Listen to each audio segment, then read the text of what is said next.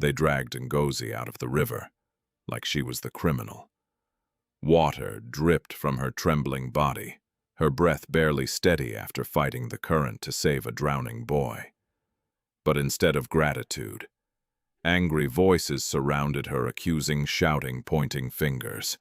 The wealthy family pulled the boy away without even looking at her, their faces filled with suspicion instead of relief. Ngozi stood there alone, shaking, confused, and suddenly unwanted. That was the day her life broke. The day saving a life destroyed her own. But years later, the boy she saved would return powerful, unforgettable, and searching for the truth no one wanted to face. Before we continue, where are you watching from and what time is it there? Don't forget to subscribe, you won't want to miss what happens next. Ngozi had learned very early in life that kindness did not guarantee protection. In the quiet, rural village of Umuaka, tucked between dusty roads and patches of farmland in southeastern Nigeria, survival depended not on who you were, but on who claimed you. And Ngozi belonged to no one. Her parents had died when she was barely old enough to remember their faces clearly. Some said it was sickness. Others whispered it was bad luck. But to Ngozi, the truth did not matter as much as the emptiness they left behind, the silence that followed her into every corner of her life. After their deaths, she was taken in by her mother's older sister, Mama Ebele. Taken in, but never welcomed. Mama Ebele's compound sat at the edge of the village, a cluster of mud brick rooms with a rusted zinc roof that rattled loudly whenever the wind passed through. Chickens wandered freely across the dusty yard, pecking at whatever they could find. A wooden bench leaned against the wall, worn smooth by years of use. It looked like a place that had known hardship for a long time. Inside, life was even harsher. Ngozi slept on a thin mat near the kitchen corner, close enough to feel the heat of the fire at night and the cold of the floor before dawn. She owned only 2 dresses. Both faded, both mended so many times the original fabric was barely visible. But what she had plenty of was work. She woke before the first rooster crowed. Every morning in the deep blue quiet before sunrise, Ngozi would rise silently, tying her scarf around her head as she stepped outside, with a clay pot balanced carefully against her hip. The air was cool at that hour, the kind of cool that made breathing feel peaceful, if only for a moment. She walked barefoot to the village stream. The path was uneven, scattered with small stones and patches of dry grass that scratched against her ankles. But Ngozi never complained. She moved quickly, her body already trained to the rhythm of survival. At the stream, she joined other girls and women, most of whom spoke in low voices or laughed softly among themselves. Ngozi rarely joined their conversations, not because she didn't want to, but because she had learned that people often stopped talking when she came too close. Still, she greeted everyone politely. "Good morning, Auntie." Some nodded, some ignored her. She filled her pot, lifted it carefully onto her head, and began the walk back home. By the time the sun rose, Ngozi had already swept the compound, fetched water-washed dishes from the night before, and prepared the fire for cooking. Her arms often ached, her back stiff from bending and lifting, but she kept moving. Because stopping was not an option, Mama Ebele believed strongly in discipline. An idle child is a useless child, she would say, her sharp eyes always watching, always judging. Ngozi had heard those words so many times they no longer felt like words. They felt like rules carved into her life. Mama Ebele's own children. Chidinma and Obinna lived in the same compound, but their lives were very different. They went to school regularly, wore cleaner clothes, and spent their afternoons playing or resting. Ngozi watched them sometimes, not with jealousy, but with quiet longing. She had once asked very softly if she could go to school too. Mama Ebele had laughed. "School who will do the work? Will education fetch water? Will it cook food?" That was the end of that conversation. Since then, Ngozi never asked again. Yet somehow she still learned. She picked up scraps of old newspapers that wrapped market goods. She listened carefully when others spoke. She memorized words she did not fully understand, repeating them quietly to herself when no one was around. At night, when the compound finally grew still, she would trace letters in the dust with her finger, imagining a life where she could read them freely. But dreams were dangerous things. They made reality harder to endure. And Ngozi had learned how to endure. What made her different, however, was not her strength. It was her heart. Despite everything, Ngozi remained kind. When an elderly neighbor, Mama Ifunanya, struggled to carry firewood, Ngozi would quietly step in to help without being asked. When younger children cried after falling, she was the first to comfort them, brushing dust off their knees and whispering soft reassurances. Sometimes when Mama Abele wasn't watching, Ngozi would even share her small portion of food with someone hungrier than herself. She did these things not because she expected anything in return, but because something inside her refused to harden. Even when the world around her was cold, that morning, the morning everything would change, began. Like any other. Ngozi woke before dawn. She fetched water. She swept the yard. She lit the fire. The sun rose slowly, painting the sky in soft shades of gold and orange. For a brief moment, as she stood near the doorway, holding a bundle of firewood, Ngozi paused. She watched the light stretch across the land, touching the trees, the rooftops, the dusty road leading out of the village. It was beautiful, and for reasons she could not explain, her chest tightened slightly, as if something unseen was about to shift. Mama Ngozi, Mama Abele's voice cut through the moment sharply. "Are you dreaming again? Go and wash those clothes." "Yes," Mama Ngozi replied quickly, lowering her gaze. She gathered the pile of laundry, heavy, damp, and smelling faintly of sweat, and balanced it in a basin. The river. That was where she needed to go next. The same river she had visited countless times before. The same river that had always been just another place of work. Today, it would become something else entirely. As Ngozi stepped onto the narrow path leading away from the compound, the sun climbed higher, warming the earth beneath her feet. In the distance, faint voices echoed. Strangers, vehicles, unfamiliar sounds that did not belong to the quiet rhythm of village life. Ngozi slowed her steps slightly, curiosity flickering in her eyes. Visitors were rare, and when they came, they brought change. Sometimes good, often not. She adjusted the basin on her head and continued walking. The path curved gently toward the river lined with tall grasses that swayed softly in the breeze. Birds called from the trees above, their voices, sharp and alive. Everything felt normal, and yet there was a tension in the air, subtle but present. As Ngozi approached the riverbank, she noticed something unusual. A sleek black SUV parked near the clearing. Its surface gleamed under the sunlight, completely out of place against the earthy tones of the village. Nearby, well-dressed strangers stood talking among themselves. Men and women whose clothes spoke of wealth, power, and distance from the life Ngozi knew. She stopped for a moment, watching, observing. Among them, a young boy moved restlessly near the water's edge. He looked curious, unaware. Ngozi's grip tightened slightly on the basin. Something about the scene unsettled her, but she could not yet understand why. So she lowered her gaze, stepped carefully down toward the river, and began her work, unaware that within moments, her life would change forever. The river that morning looked calm, too calm. Its surface shimmered under the rising sun, reflecting streaks of gold and pale blue, as if nothing dangerous could ever live beneath it. The gentle sound of water moving against the rocks created a quiet rhythm, soothing, almost deceptive. Ngozi knelt near the edge, dipping clothes into the water, scrubbing carefully against a flat stone. Her movements were steady, practiced, almost automatic, but her eyes kept drifting. Back to the strangers. They stood a short distance away near the clearing where the black SUV was parked.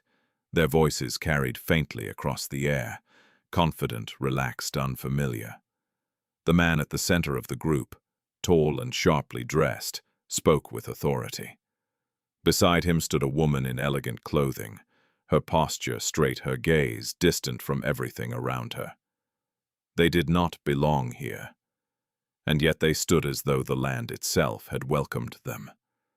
Ngozi lowered her eyes again, focusing on her work. It was not her place to stare. Still something unsettled her, a quiet instinct, the kind that did not speak in words but pressed gently against the heart. Then she saw him. The boy. He had slipped away from the group without anyone noticing. Barefoot now, he stepped closer to the riverbank, his small feet disturbing the sand as he moved. His eyes were wide with curiosity, drawn by the movement of the water, the glimmering light dancing on its surface. He looked no older than 8, too young to understand danger. Ngozi paused, her hands stilled in the water. For a moment she watched him, waiting, hoping someone would call him back. No one did. The adults continued talking, their backs turned, their attention fixed on matters that felt far more important than the quiet presence of a child at the edge of a river. Ngozi's chest tightened slightly. "Go back," she wanted to say. But the words stayed in her throat. She was used to not speaking unless spoken to, used to being invisible. The boy took another step, closer. The wet sand shifted under his foot. Ngozi's breath caught. "Careful," she whispered, though her voice barely carried beyond her lips. The boy leaned forward slightly, reaching toward the water as if trying to touch the light itself. And then it happened. His foot slipped. A small, sudden movement, a break in balance, a sharp gasp, and he was gone. The water swallowed him instantly. There was no dramatic splash, no warning, just a sudden absence. For a split second, the world seemed to freeze. Ngozi stared at the spot where he had disappeared, her mind struggling to catch up with what her eyes had just seen. Then the river moved again, and instinct took over. She dropped everything. The cloth in her hands fell back into the water as she lunged forward, her bare feet sliding against the wet ground. Without thinking, without calling for help, Ngozi dove into the river. The cold hit her like a shock. Her body tensed, her lungs tightening as the water closed around her. The current beneath the surface was stronger than it looked, pulling, twisting, resisting her movement. But she did not stop. She forced her eyes open, searching through the blurred, shifting water. There, a shadow, a small form sinking. The boy struggled weakly, his arms flailing, his movements frantic but uncoordinated. Bubbles escaped from his mouth as he fought for breath he could no longer reach. Ngozi pushed forward. Her arms cut through the water, her legs kicking hard against the current. The river tried to pull her away, to drag her sideways, but she fought it with everything she had. Her chest burned, her muscles strained. Still she reached. Her fingers brushed against his arm, slipped. She reached again. This time she caught him, gripping tightly. The boy's body was heavier than she expected, dead weight, unresponsive. His movements had slowed, his struggle fading. No. No, Ngozi thought desperately, pulling him closer. She wrapped one arm around him, turning his face upward as best as she could, and kicked toward the surface. The distance felt endless. Her lungs screamed. Darkness pressed at the edges of her vision. But she did not let go. She could not. With one final surge of strength, she broke through the surface. Air. She gasped sharply, dragging in breath as she struggled to keep both herself and the boy afloat. "Help!" She tried to shout, but her voice came out weak, broken. Now the others had noticed. Shouts erupted from the riverbank. What happened? The boy. Oh my God. Panic replaced their earlier calm. People rushed toward the edge, their movements chaotic, uncoordinated. Ngozi barely registered them. Her focus was on staying above water, on holding him, on reaching the shore. She kicked harder, her body trembling with exhaustion. Every movement felt heavier, slower. The current resisted her, dragging at her legs, pulling her sideways. But inch by inch, she moved. Closer. Closer. Hands reached out toward her. Voices shouted directions she could not fully hear, and then strong arms grabbed the boy first, pulling him from her grasp. Then hands grabbed Ngozi, dragging her onto the riverbank. She collapsed onto the ground, coughing violently as water spilled from her lungs. Her body shook uncontrollably, every muscle aching, every breath painful. For a moment she could not see, could not hear, only feel cold exhaustion and the faint, fragile hope that she had been in time. Nearby, the boy lay, motionless. Someone turned him onto his side. Another pressed against his chest. "Breathe, Kletchi, breathe," the woman cried, her voice breaking. Kletchi. That was his name. Ngozi lifted her head slightly, her vision still blurred. The boy coughed, a small, weak sound. Then water spilled from his mouth. He gasped. Air rushed back into his lungs. And just like that, he was alive. Relief swept through the group like a wave. "Oh, thank God he's breathing, my son, my son." The elegant woman dropped to her knees beside him, pulling him close, her body shaking with emotion. The man, Chief Adewale, stood frozen for a moment, his face pale, his composure shattered. Ngozi watched. Her lips trembled slightly. She tried to smile. She had done it. She had saved him. Slowly, painfully, she pushed herself up onto her elbows, waiting for a word, a look, something, anything. But what came next was not what she expected. The woman's eyes lifted and landed on her, not with gratitude, not with relief, but with something else, something sharp, something cold. "What happened?" she demanded. The question cut through the air. Ngozi blinked. He fell." She tried to explain, her voice weak, but the murmurs had already begun. Why was she there? Did anyone see what happened? These village girls, you can't trust them. Chief Adewale's expression hardened slightly as he looked at Ngozi, no longer as the girl who had pulled his son from death, but as a stranger standing too close to something precious. Suspicion replaced relief. Doubt replaced gratitude. Ngozi's heart sank. "I saved him," she whispered, barely audible. But no one seemed to hear. Or perhaps they chose not to. The moment Kletchi began to breathe again should have been the moment everything changed for Ngozi. It was not. Instead, it was the moment everything turned against her. The air along the riverbank shifted subtly at first, then completely. Relief gave way to whispers. Whispers grew into murmurs. And soon, those murmurs hardened into something far more dangerous. Suspicion. Ngozi pushed herself up slowly, her body still trembling from the cold and exhaustion. Her dress clung to her skin, heavy with water, her arms aching from the strength it had taken to pull the boy from the river. She looked toward them again, waiting, still hoping. But the space between her and the wealthy family had already widened, not physically but emotionally. They had formed a circle around Kletchi, shielding him, protecting him from her, as if she were the danger. Mrs. Tola Balogan clutched her son tightly, rocking him as though afraid he might disappear again. Her face, once filled with panic, now carried something sharper, fear mixed with suspicion. "What exactly happened?" she demanded again. Her voice, firm, controlled, but edged with accusation. Ngozi swallowed. He slipped into the water. I saw him, so I jumped in." "Why were you watching him?" one of the men interrupted sharply. Ngozi blinked, confused. I was washing clothes. Only what another voice cut in. only waiting for the right moment. A low murmur rippled through the small crowd that had begun to gather. Villagers, onlookers, people who had not seen the beginning but were quick to shape the story. Ngozi's heart began to pound. "That's not true," she said, her voice trembling but steady. "He fell. I just helped." "Helped," the first man scoffed. "Or caused it." The word hit her like a slap. "Caused." Ngozi shook her head quickly. "No, I would never, but doubt spreads faster than truth.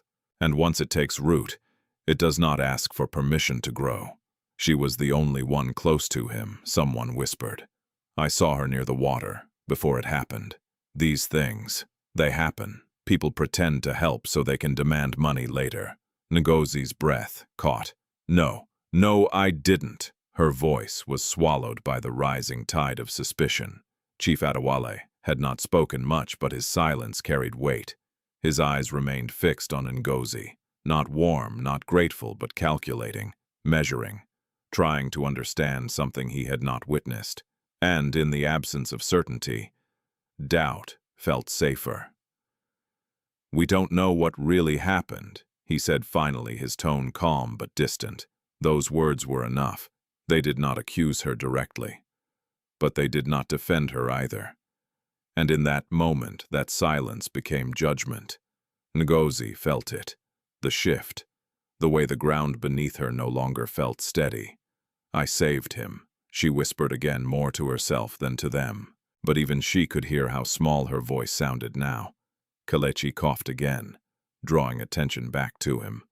Mrs. Tola stood quickly, holding him protectively, as if the world itself had become dangerous. "We're leaving," she said firmly. "Madam, should we?" One of the men began. "We're leaving," she repeated, her voice sharper this time. There would be no further questions, no investigation, no gratitude, just departure. The group moved quickly, gathering their things, guiding Kletchi toward the SUV. The vehicle's doors opened. The engine started, and within moments, the powerful presence that had disrupted the quiet village began to withdraw. Ngozi stood frozen, watching, waiting for someone, anyone, to look back. No one did. The SUV doors slammed shut. The engine roared. Dust rose into the air as the vehicle pulled away from the riverbank. And just like that, they were gone. Gone as if they had never been there. Gone as if her sacrifice had meant nothing. The silence that followed was heavy, but it did not last. Because now, the villagers were watching her, not with admiration, not with respect, but with something colder. "She's lucky they didn't call the police," one man muttered. "If anything had happened to that boy, they would have taken her away immediately." Ngozi's chest tightened painfully. "I didn't do anything wrong," she said, her voice barely holding together. But the words felt weak even as she spoke them. Mama Ebele's voice cut through the crowd. Sharp, angry, disappointed. Ngozi turned slowly. Her aunt pushed through the onlookers, her face dark with fury. Her wrapper was tied tightly around her waist, her steps quick and heavy with purpose. "What have you done?" Mama Ebele demanded. Ngozi shook her head immediately. "Mama, I didn't. He fell and I saved him." "Saved him." Mama Ebele's voice rose loudly, drawing even more attention. "If you had sense, you would have stayed away. Do you know who those people are? Do you know the trouble you could have brought into this house? I was just trying to help." "Help." Mama Ebele stepped closer, her eyes blazing. "Help will not feed us. Help will not protect us when powerful people come asking questions." Ngozi flinched. "I didn't ask for anything," she said softly, but Mama Ebele was no longer listening. "You always bring problems," she snapped. "Always. From the day you entered my house, nothing has been easy." The words struck deeper than any physical blow. Ngozi lowered her eyes, her hands trembling at her sides. "I'm sorry," she whispered. But apology could not undo what had already been decided. The villagers began to disperse slowly, but not without glancing back, whispering judging, carrying pieces of the story with them as they left. And like all stories told without truth, it would grow. By the time Ngozi returned to the compound, the damage had already spread. People avoided her. Conversation stopped when she approached. Even children, those she had once comforted, now looked at her with hesitation, as if unsure whether she was safe to be near. Inside the house, the atmosphere was worse. Mama Ebele did not speak to her for the rest of the day, which, in some ways, was more painful than shouting. Ngozi worked in silence, fetching water, cooking, cleaning. Her body still ached from the river, but she did not rest. There was no space for rest, only space for endurance. That night, as darkness settled over the compound, Ngozi lay on her mat, staring at the ceiling. Her body was exhausted, but her mind would not rest. She replayed the moment again and again. The boy, slipping, the cold water, his weight in her arms, the sound of his first breath after she pulled him out. She had saved him. She knew she had. So why? Why did it feel like she had done something wrong? Tears slid quietly down her temples into her hair. She did not wipe them away. Outside, the night carried on as it always did, crickets chirping, distant voices fading, the world moving forward without pause. But inside, Ngozi, something had shifted, not broken completely. Not yet, but cracked, a quiet fracture forming deep within her heart. And though she did not know it then, that single moment at the river would follow her. Into the city, into every hardship, into every chance she would later receive. Because the world had misunderstood her once, and it would take years for the truth to be seen. The days that followed did not give Ngozi time to heal. They hardened her life instead. What had happened at the river did not fade away, it spread. Like smoke carried by the wind, the story twisted itself through the village, changing shape with every voice that retold it. By the third day, Ngozi was no longer the girl who saved the boy. She had become something else entirely. The girl who caused trouble. The girl who almost killed a rich man's child. The girl you should stay away from. Ngozi heard it in whispers when she passed, saw it in the way doors closed a little faster, felt it in the silence that followed her everywhere. Even the women at the stream no longer spoke to her. They shifted slightly when she approached, creating a small but noticeable distance, as if her presence carried something contagious.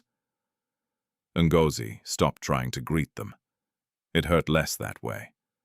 At home, things became unbearable. Mama Ebele had always been strict, but now her discipline turned sharp, almost cruel.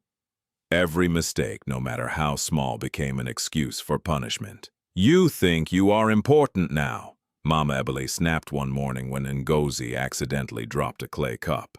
"Because you touched rich people's lives, I didn't," Ngozi began. "Silence," Mama Ebele shouted. "From today you will work twice as hard. Maybe that will remind you of your place." And so she did. Ngozi worked from before sunrise until long after nightfall. She fetched more water than before, sometimes making 3 or 4 trips instead of 2. She scrubbed clothes until her fingers became raw and sensitive. She cooked, cleaned, carried firewood, washed dishes, swept the compound again and again, as if trying to erase something invisible. Food became smaller, leftovers, sometimes nothing. If she dared to eat, before Mama Ebele noticed, she would be scolded. If you are hungry, work harder. Hunger teaches discipline. Ngozi never argued. She had learned that silence was safer, but silence did not protect her from everything. One evening, as the sun dipped low and painted the sky in fading orange, Ngozi returned from the stream, with a heavy pot balanced on her head. Her steps were slower than usual, her body drained from days of relentless work. As she entered the compound, she noticed something unusual. Mama Ebele stood in the center, arms folded, waiting. Ngozi's heart skipped. She lowered the pot carefully and bowed her head slightly. Mama. Mama Ebele did not respond immediately. Instead, she stepped closer, her expression unreadable. I heard something today, she said finally. Ngozi's stomach tightened. What? What did you hear? That the family from the city? They are important people. Ngozi said nothing. That boy's father, Mama Ebele continued, her voice lowering slightly, is a very powerful man. If anything had happened to that child, do you know what they would have done to you? Ngozi swallowed. I didn't do anything wrong. Mama Ebele's eyes flashed. That is not the point. The words struck like thunder. The point is you brought danger to this house. Ngozi felt her chest tighten painfully. I was trying to save him. And who asked you to? Mama Ebele snapped. The question hung in the air, heavy, unforgiving. Ngozi opened her mouth, then closed it, because she had no answer that Mama Ebele would accept. Mama Ebele turned away slightly, pacing a short distance, before stopping again. I cannot keep you here, she said. Ngozi's head lifted sharply. Mama, I have my own children to think about. I will not risk their lives because of you. Ngozi's breath caught. I will work harder, she said quickly. I will not go near anyone. I will stay quiet. It is not about work, Mama Ebele cut her off. It is about safety. Silence fell, thick, final. Ngozi felt it before the words came. The decision had already been made. You will leave, Mama Ebele said. Just like that, simple, cold, as if she were not sending a human being away but removing a problem. Ngozi's legs felt weak. Leave, where she whispered. Mama Ebele shrugged slightly. That is not my concern. The world seemed to tilt. I have nowhere to go. Ngozi said, her voice breaking for the first time. For a brief moment, just a brief moment, something flickered in Mama Ebele's eyes. But it disappeared just as quickly. You should have thought of that before bringing trouble here. The finality of the words settled like a weight. Ngozi stood there, unable to move, unable to speak. The compound, the only place she had known since losing her parents, suddenly felt unfamiliar, unwelcoming, temporary. Pack your things, Mama Ebele added. You will leave in the morning. Morning, so soon. Ngozi nodded slowly. She did not cry. Not then. Not in front of Mama Ebele. She turned quietly and walked toward the small corner where she slept. Her belongings were few. 2 dresses, a worn scarf, a small cloth that had once belonged to her mother.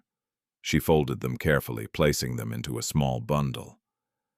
Each movement felt distant, like she was watching herself from far away. That night, sleep did not come.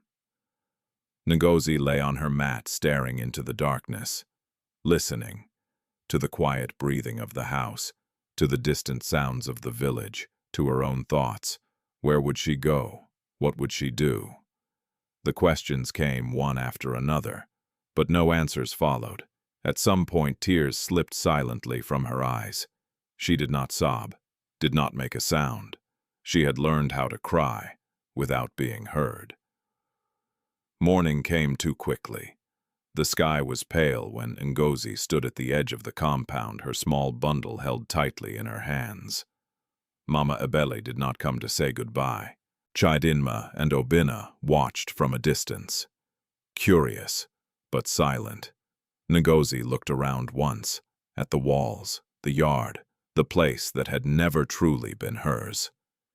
Then she turned and walked away. The road ahead stretched long and uncertain. Dust rose beneath her bare feet as she moved forward, step by step, with no destination, only movement, only survival. Hours passed. The sun climbed higher, burning against her skin. Her throat grew dry, her legs ached, but she kept walking, because stopping meant thinking, and thinking meant fear. By the time she reached the outskirts of Lagos, The world had changed. The quiet rhythm of the village gave way to noise. Loud, relentless. Cars rushed past in a constant stream. Voices overlapped.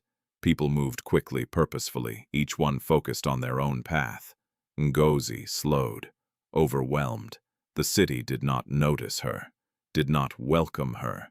It simply existed, and she had to find a way to exist within it. Her first night in Lagos was spent under a small roadside shelter. The ground was hard, the air heavy, the sounds never stopped. Ngozi curled into herself, holding her small bundle close, hungry, tired, alone, but still alive. The next morning, survival began again. She found small jobs where she could washing clothes for strangers, carrying loads at the market cleaning stalls after closing hours. Some people paid, some did not. Some spoke kindly, others treated her as if she were invisible, or worse. Days turned into weeks, weeks into months. Ngozi learned quickly where to stand, who to trust, when to speak, when to stay silent. She learned how to move through the city without drawing attention, how to endure hunger without complaining, how to sleep lightly, always aware of her surroundings. But one thing did not change. Her heart. Even in the middle of her own struggle, Ngozi still helped others. A child crying near the roadside, an old woman struggling with a heavy load, a fellow worker who had not eaten all day. She shared what little she had, not because she had enough, but because she understood what it meant to have nothing. And somewhere deep inside her, despite everything that had happened, Ngozi still believed that kindness mattered, even when the world seemed determined to prove her wrong. Years passed. Not all at once, not in a single sweeping change, but slowly, like the steady movement of time that reshapes everything it touches. Lagos continued to grow louder, faster, more demanding, and within it, Ngozi learned how to survive and endure. But somewhere else, far from the dust of the village and the struggle of the streets, another life had also been quietly unfolding. Kletchi never forgot the river. At first the memory came to him in fragments, water closing over his head, the cold, the panic, the helplessness, and then arms. Strong, desperate arms pulling him upward, a face he could never fully see. Only the feeling remained, the feeling of being saved. When he was younger, his parents had tried to shape the story differently. "You fell," his mother would say gently, "and someone helped bring you out. Someone." A word without weight, without identity, without meaning. But Kletchi knew better. Even as a child, he could feel that something had been hidden from him. Because every time he tried to ask more, every time he pressed for details, his father would shut the conversation down. "It is in the past," Chief Adewale would say firmly. "Focus on your future." And so, Kletchi did. But the past never truly left him. It followed him quietly, into his teenage years, into his education, into the man he would eventually become. The near-death experience changed him in ways even his parents did not fully understand. While other boys his age chased status, attention, and comfort, Kletchi became more observant, more thoughtful, more aware of the invisible struggles around him. He noticed the cleaners in school, the drivers, the people who moved quietly in the background while others took up space. And every time he saw someone overlooked, dismissed, or treated as less than, something inside him tightened. Because he remembered what it felt like to be helpless. And he remembered, though not clearly, what it felt like to be saved by someone who owed him nothing. That memory became a quiet foundation for his life. He worked hard, not just because he was expected to, but because he carried a sense of purpose he could not fully explain. Years later, he left Nigeria to study abroad. London, a city far removed from the heat, noise, and familiarity of home. There he built himself further academically, professionally, personally. He learned the language of business, of leadership, of influence.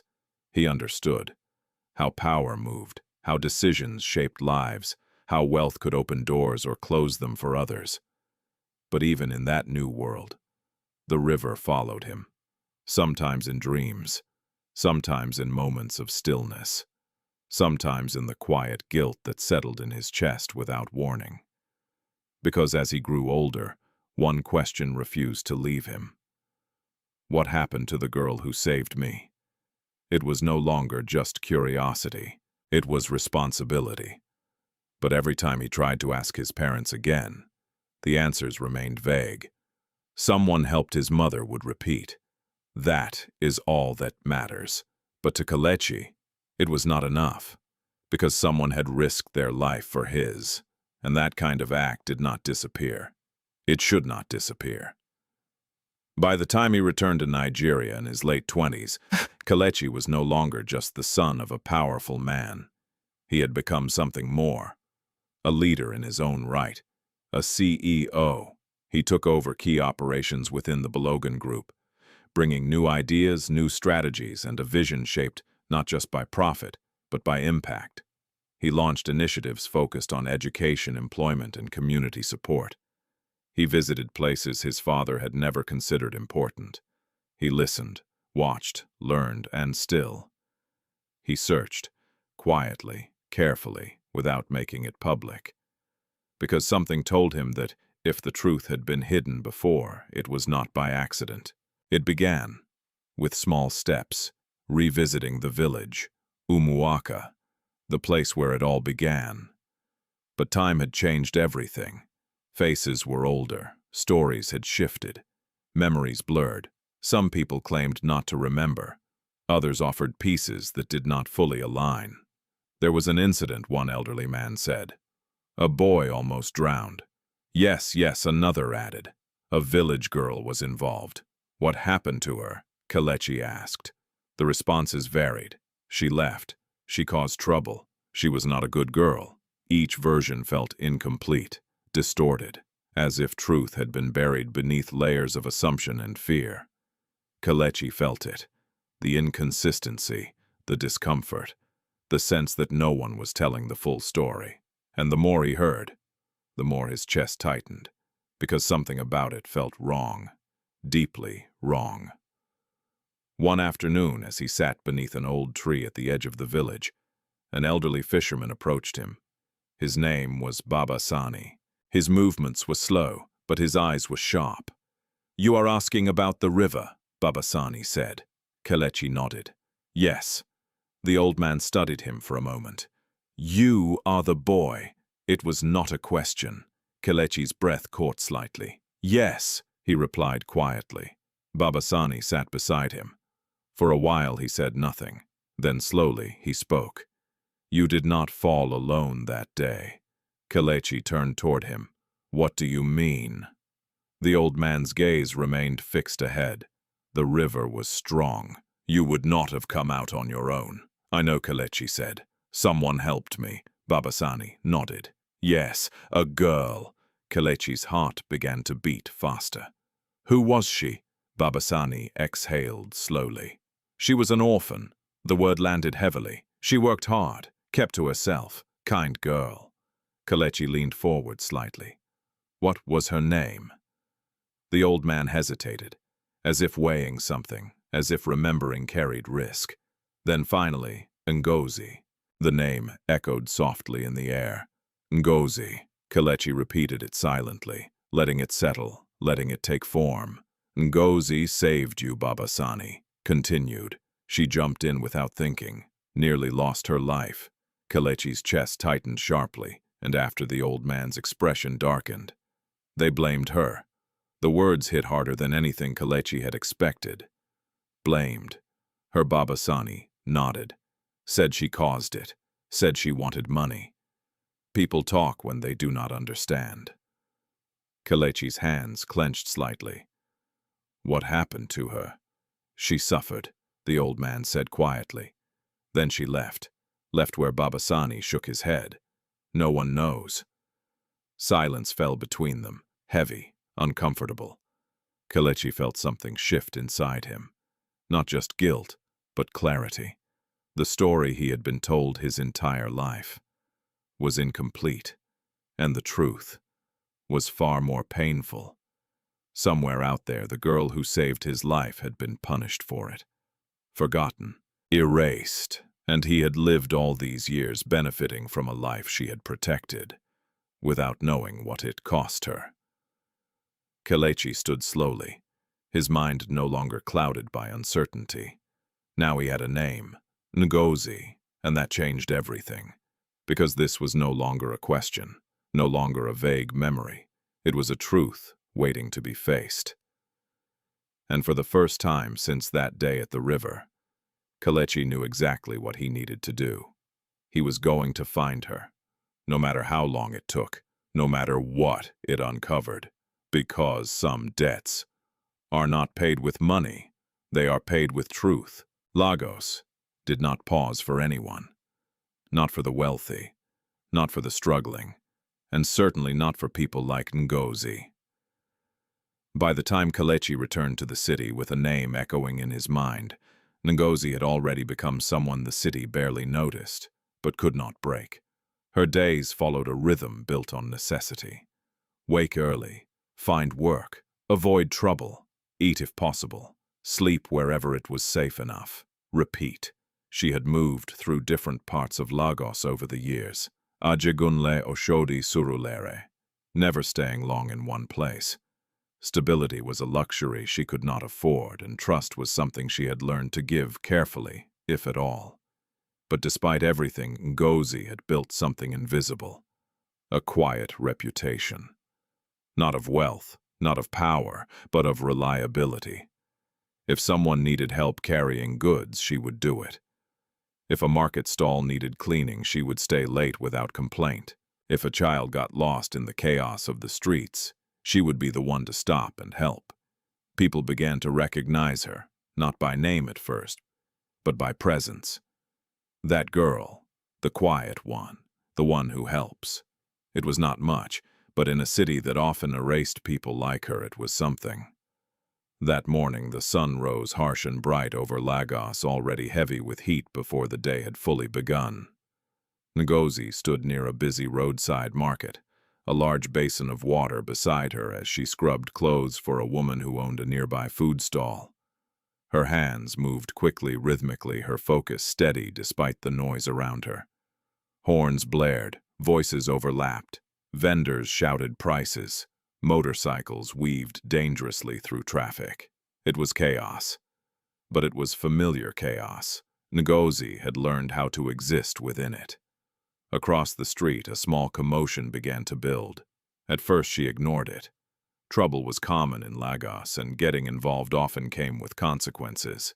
But then she heard a sound. A child crying, not just crying, panicked, lost. Ngozi's hands slowed, her eyes lifted.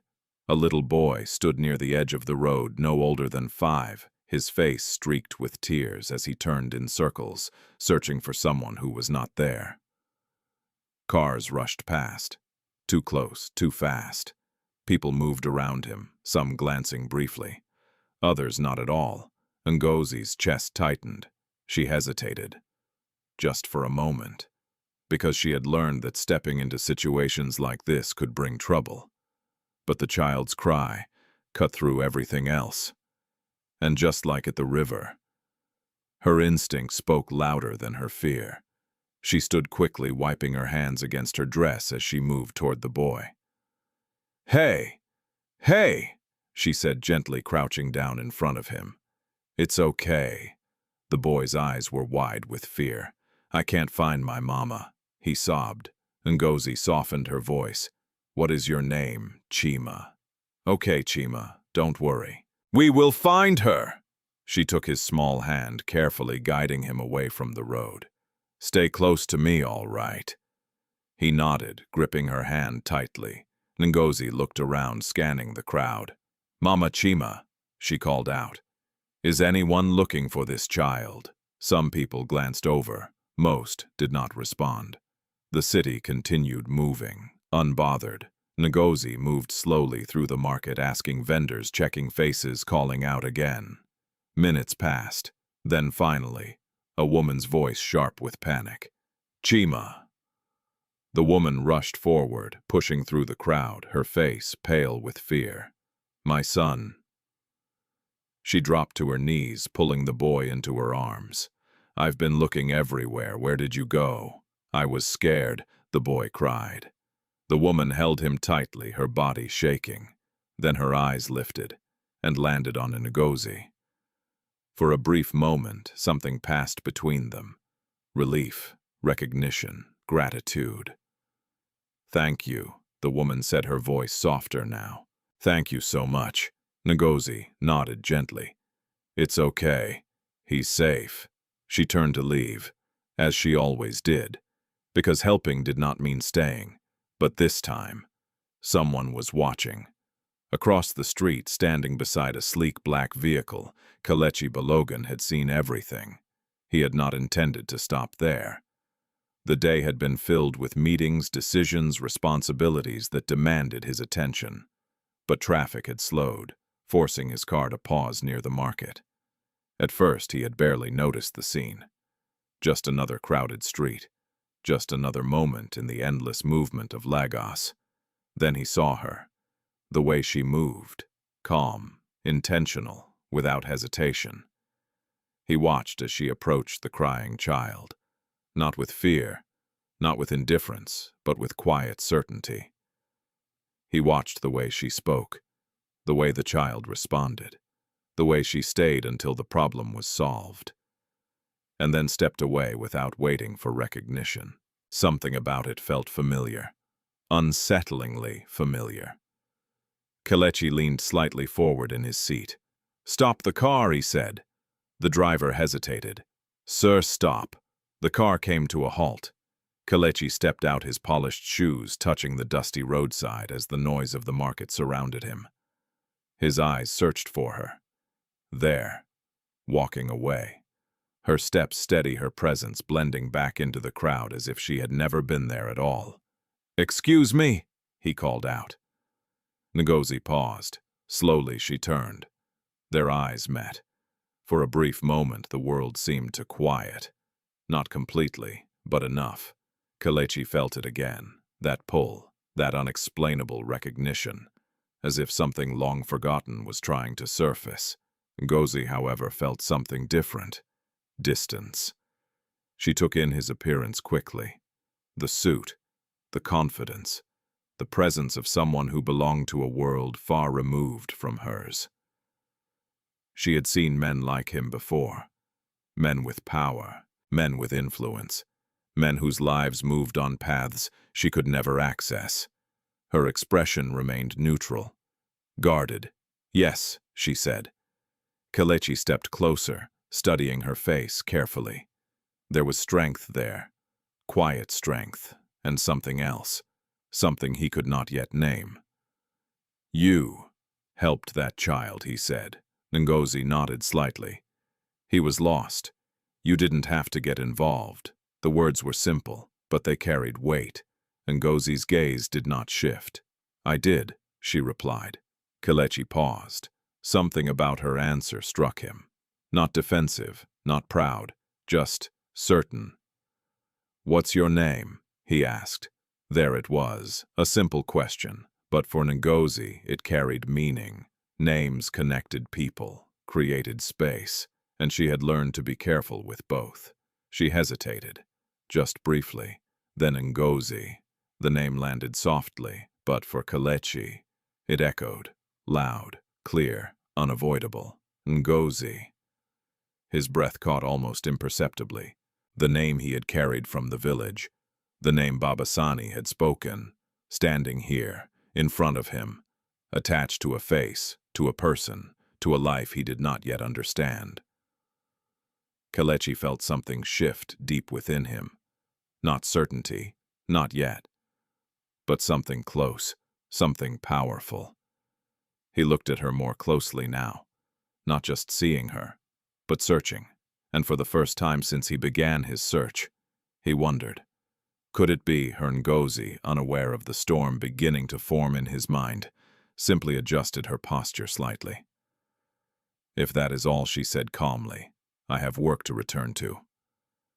She turned and walked away, leaving Kletchi standing there, with a name, a face, and a question that was no longer distant, but right in front of him. Kletchi did not move immediately.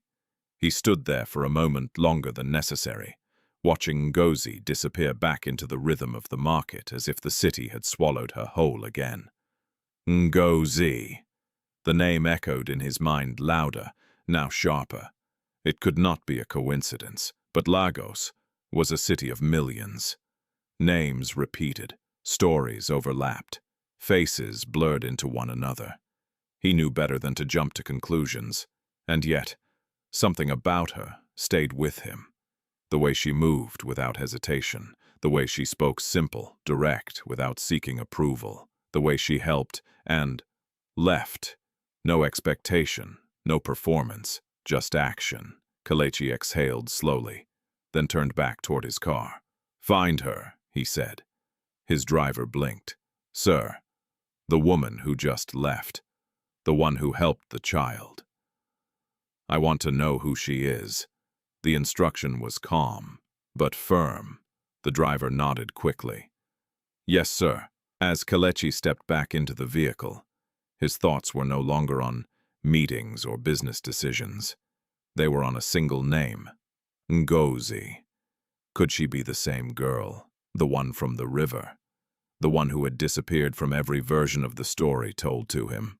Or was this just another coincidence his mind was trying to shape into meaning? He leaned back slightly, his eyes distant. There was only one way to find out. Ngozi returned to her work without thinking much about the encounter. To her, it was nothing unusual. Men like him passed through her life all the time. Brief interactions, polite exchanges, then gone. Their worlds were not built to overlap with hers. She knelt again beside the basin, dipping the clothes back into the water. Scrub, rinse, repeat. Her hands resumed their rhythm, her mind returning to the familiar focus of survival. But something lingered. Not strong, not overwhelming, just a faint awareness. The way he had looked at her, not like others did. Not dismissive, not superior, not pitying, just searching. Ngozi pushed the thought aside. She had learned not to read too much into moments like that. They led nowhere. By late afternoon, the heat had intensified, pressing down on the market like a heavy weight. Sweat clung to her skin, her muscles aching from hours of work. The stall owner handed her a small payment, barely enough for food. "Come back tomorrow," the woman said without looking up. Ngozi nodded. "I will." She wiped her hands, picked up her small bundle, and stepped away from the stall. Evening was approaching. That meant finding a place to sleep. Some nights she stayed near the back of closed shops. Other nights she joined a group of women who slept under a partially constructed building, safer in numbers.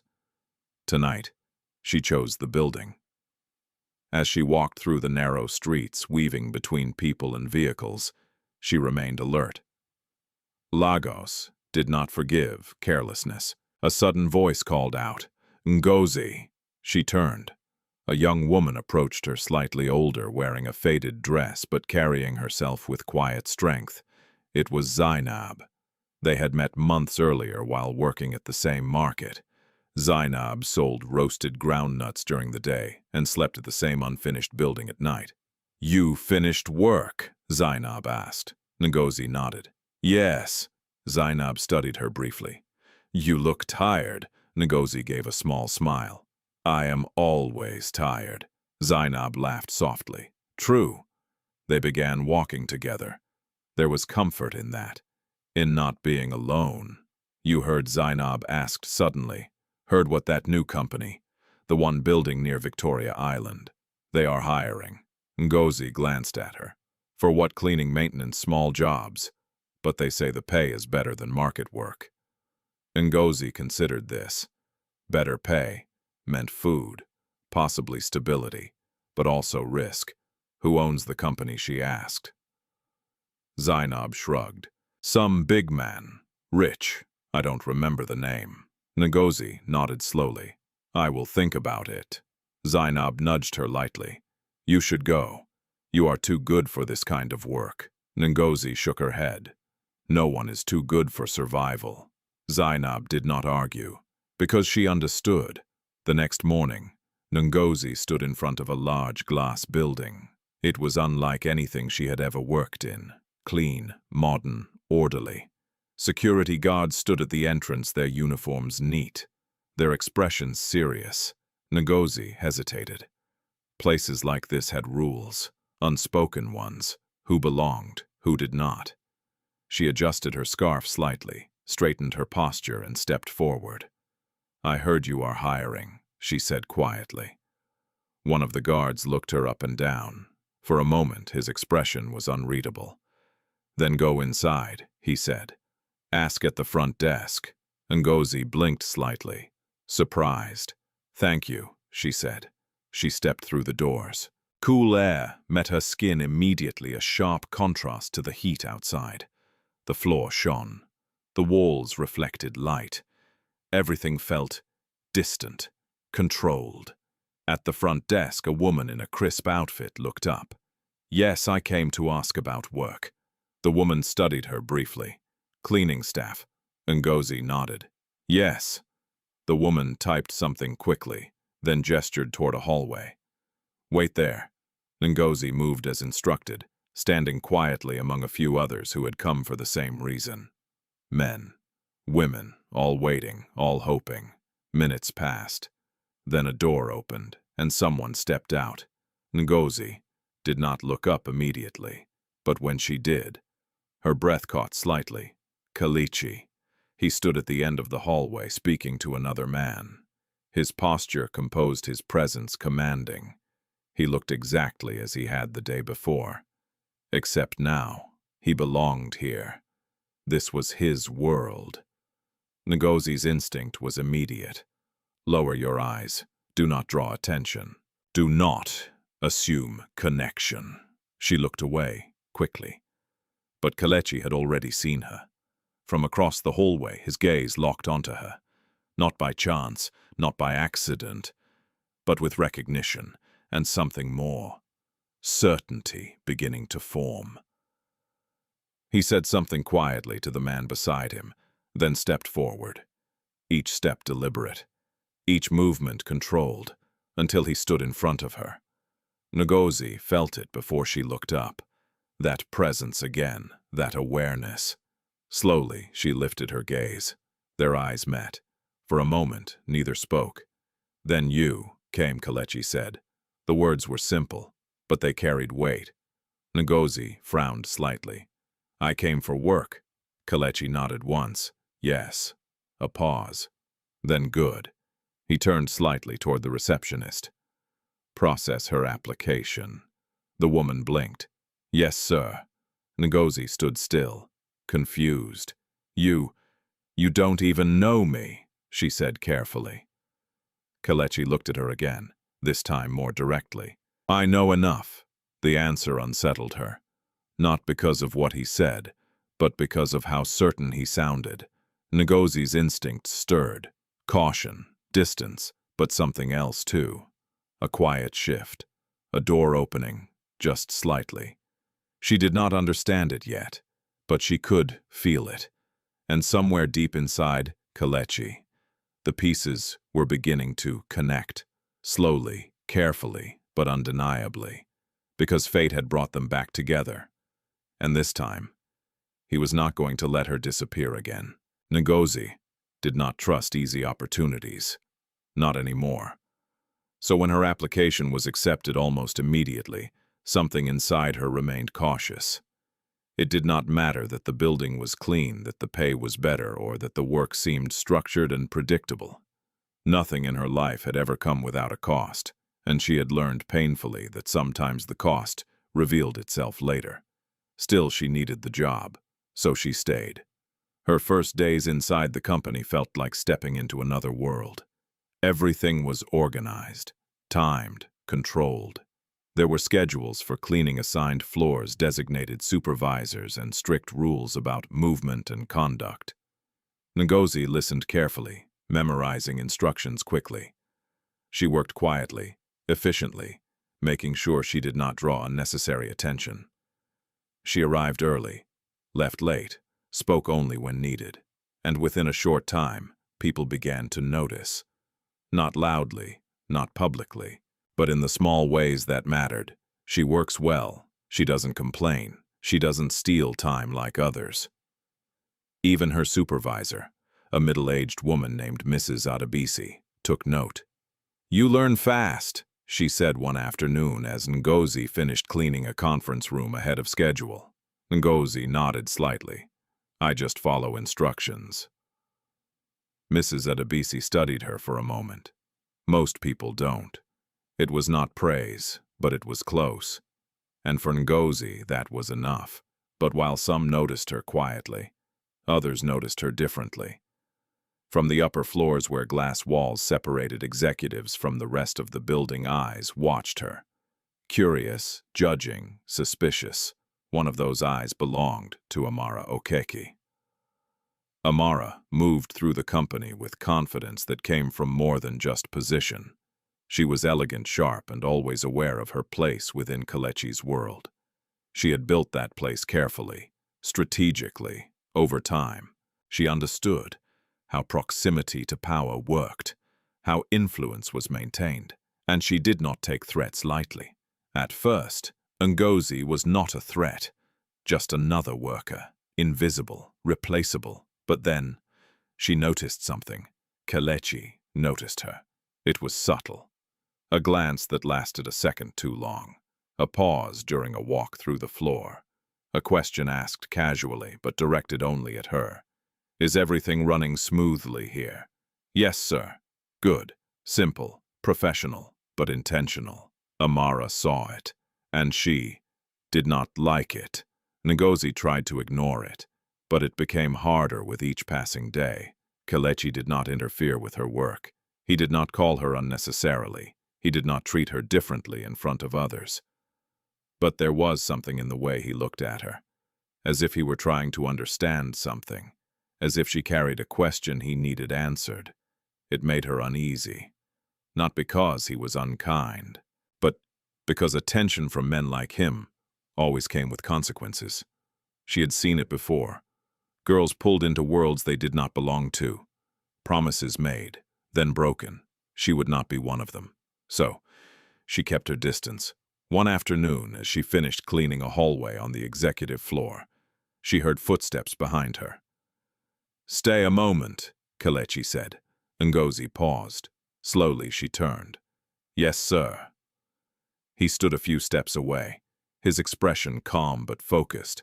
"How is the work?" "It is fine. No problems." "No." He nodded slightly. A pause. "Then have you worked in places like this before?" Ngozi shook her head. "No." "Then you adjusted quickly." Ngozi did not respond immediately, because she did not know what he wanted from the question. "I learn what I need to," she said finally. Kletchi studied her. Again, that same look. "Searching." "Where are you from?" he asked. Ngozi's body tensed slightly. Questions about the past were not simple. "Imo State," she replied carefully. "Which village A beat?" Then Umuaka. The name landed between them, quiet but heavy. Kletchi's expression changed, not dramatically, but enough. Something inside him tightened. Umuaka. The same village, the same place Babasani had spoken of. His heart began to beat faster, but his voice remained steady. "How long have you been in Lagos?" "A few years." "What brought you here?" Ngozi's eyes lowered slightly. Work. It was not a lie, but it was not the full truth. Kletchi noticed. Of course he did, but he did not push. Not yet. Instead, he nodded once. "You can go." Ngozi did not wait. She turned and walked away, her steps controlled but her mind unsettled. Why was he asking these questions? Why did it feel like he already knew something? She did not like it. Not at all. Later that day, in a glass-walled office overlooking the city, Amara stood beside Kletchi. "You seem interested in the new cleaner." she said casually. Kletchi did not look up immediately. I take interest in everything happening in my company. Amara smiled slightly. Of course. A pause. Then she's from a village, isn't she? Kletchi glanced at her. Yes. Amara tilted her head. You should be careful. With what? With letting sentiment interfere with judgment. Her words were smooth, measured, but pointed. Kletchi leaned back slightly. What are you suggesting? Amara's smile remained. I'm suggesting that people like her sometimes see opportunities where they don't belong. The implication was clear. Ngozi was beneath this space, beneath him. Kletchi's expression hardened slightly. You're making assumptions. Amara shrugged lightly. I've seen it before. Kletchi said nothing, but inside something shifted. Not doubt, but awareness, because he had seen something too, and it did not match Amara's version of the world. The tension grew, quietly. Unspoken, but present. Ngozi felt it, in the way certain employees looked at her now, in the whispers that stopped when she passed, in the subtle changes in how she was treated. One evening as she finished her shift, 2 workers stood near the exit speaking in low voices. That's her, the one the boss talks to. Yes, why who knows, maybe she's pretending. Ngozi walked past them without reacting, but the words stayed. Pretending. She had spent her entire life being seen as something she was not. And now, even here, it was happening again. But this time, it felt different, because this was not just about survival anymore. It was about something deeper, something she could not yet name. Across the building, Kletchi stood alone in his office, looking out at the city, thinking. Umuaka, Ngozi, the river. The pieces were aligning, slowly but clearly. He knew now that this was not coincidence, not anymore. But knowing was not enough, because truth required more than suspicion. It required proof, and he would find it, no matter what it revealed, even if it changed everything. The question no longer left Kletchi's mind. It followed him into meetings, lingered in his silence, and surfaced in the smallest pauses between conversations. The more he observed Ngozi, the harder it became to dismiss the possibility that she was the one.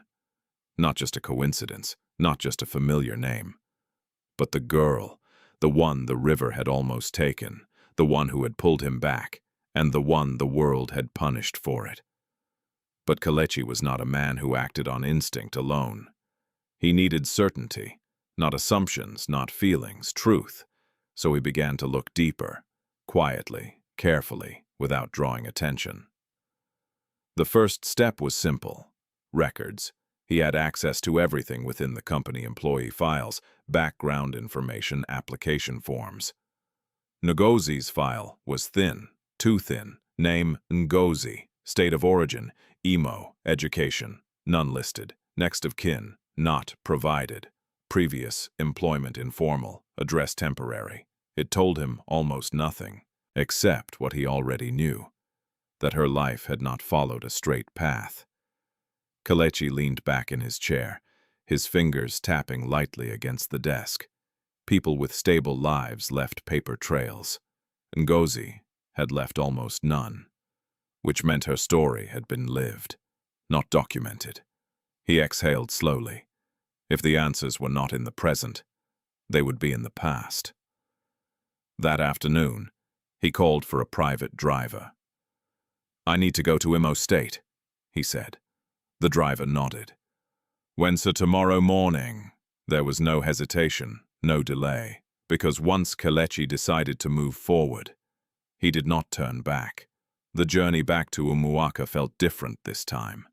Not like a search, but like a return. The road stretched long, the air grew quieter, and the noise of Lagos faded into distance. As the car moved deeper into the rural landscape, memories began to surface more clearly. The trees, the path, the river, and the feeling he had never been able to forget. By the time they reached the village, the sun was high. People noticed the car immediately. They always did. Wealth did not blend into places like this. Kletchi stepped out slowly, scanning the surroundings. Nothing had changed, and yet, everything had. He did not waste time. "Take me to Mama Ebele's compound," he told a nearby man. The man hesitated. "You mean?" Ngozi's aunt Kletchi's eyes sharpened slightly. "Yes," the man nodded. "I will show you." Mama Ebele was not expecting visitors, certainly not one like this. When Kletchi entered the compound, she stood quickly adjusting her wrapper as her eyes scanned him. His clothes, his posture, his presence. Power recognized power, even without introduction. "Good afternoon," Kletchi said calmly.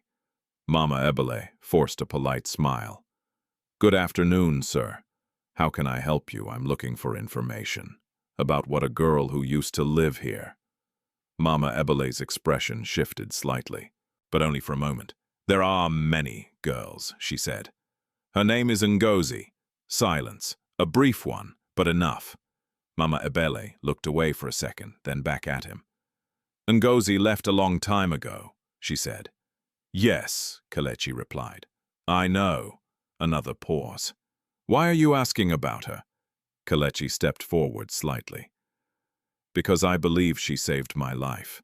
The words landed like a stone, heavy, unavoidable. Mama Ebele's eyes widened slightly before she could stop herself. Then she laughed. Too quickly, too loudly. "That girl," she said dismissively. No, you have been told wrong things." Kletchi did not react. He simply watched her, carefully. "She was always trouble," Mama Ebele continued. "Always bringing problems. That day at the river, she caused confusion. People said many things. People said," Kletchi repeated calmly. "Or, you said." Mama Ebele's smile tightened. "I am only telling you what everyone knows."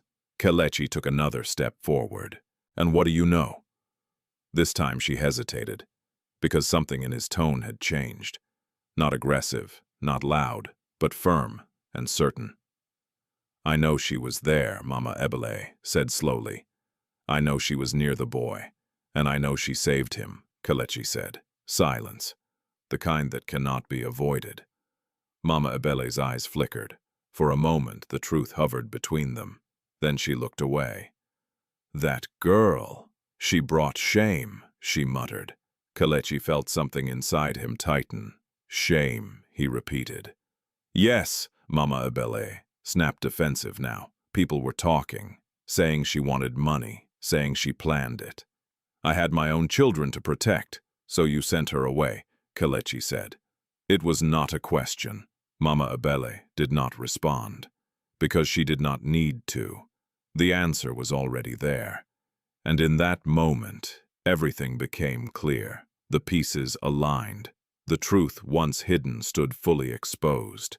Ngozi had not just been ignored. She had been blamed, rejected, discarded for doing something good. Kletchi's jaw tightened slightly. "And you never tried to find her?" he asked. Mama Ebele shrugged. "She was not my responsibility." The words were simple, but they carried weight. Cold, final. Kletchi held her gaze for a moment longer. Then he turned, because there was nothing more to say, nothing more to learn. The truth was already enough. As he walked back toward the car, the air felt heavier, not because of uncertainty, but because of clarity. Ngozi, the girl from the river, the one who had saved him, the one who had suffered for it. She had never been lost. She had been pushed away, erased, by people who chose comfort over truth. Kletchi stopped for a moment before entering the car. He looked out toward the direction of the river, the place where everything had begun. And for the first time, he allowed himself to feel it fully. The guilt, the weight, the realization that his life, everything he had built, everything he had become, was tied to a moment that had cost someone else everything. He closed his eyes briefly, then opened them again, resolved. Because now, This was no longer about finding her. He had found her. Ngozi was not just a memory. She was real, she was here, and she had been living a life shaped by injustice he had unknowingly been part of. That could not remain unchanged. Not anymore. Kletchi stepped into the car. "Back to Lagos," he said. The driver nodded. As the vehicle pulled away, dust rising behind it, Kletchi's thoughts were no longer searching. They were focused, directed, because the next step was not discovery. It was action, and whatever it took. He was going to make things right. Kletchi did not return to Lagos, the same man who had left. The journey back was quiet, but his mind was anything but. Every mile between Umuaka and the city felt like a confrontation, with truth, with memory, with responsibility. Ngozi had a name, a past, a story that had been twisted into something she did not deserve. And now, he knew, which meant he could no longer stand at a distance. He had to act.